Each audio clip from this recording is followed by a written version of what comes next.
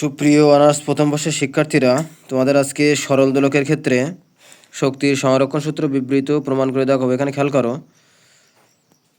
এটা প্রমাণ করার ক্ষেত্রে তোমাদের প্রথমত এই চিত্রটা ভালোভাবে বুঝতে হবে। এখানে চিত্রটা একটু খেয়াল করো যে একটা সরল দোলক দেওয়া আছে, একটা দৃঢ় অবলম্বনে আটকানো আছে, যেটা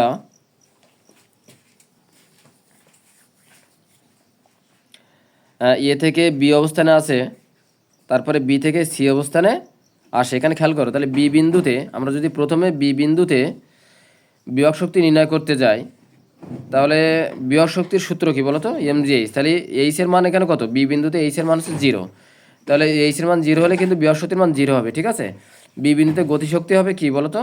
KF equal to half m v square. এটাকে দিলাম আমরা 1 নম্বর সমীকরণ। এখান থেকে আমরা ভি স্কয়ারের মান নির্ণয় করব। ভি স্কয়ার সমান হচ্ছে এ স্কয়ার প্লাস 2জিএইচ। এখান থেকে যদি আমরা আদি বেগ যেহেতু 0, তাহলে ভি স্কয়ার ইকুয়াল কি বলতো? 2জিএইচ। তাহলে 1 নম্বর সমীকরণ হতে K B equal to half into 2 MGH, ঠিক আছে? এবার এখানে খেয়াল করো, তাহলে বি বিন্দুতে মোট শক্তি ইবি সমান হবে কি? এমজিএইচ হবে, ঠিক আছে?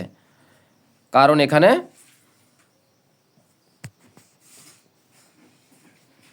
খেয়াল করো, ঠিক একইভাবে আমরা সি বিন্দুর জন্য বিভব শক্তি এবং গতিশক্তি নির্ণয় করব। সি বিন্দুর বিভব শক্তি কী হবে? এমজিএইচ, ঠিক আছে?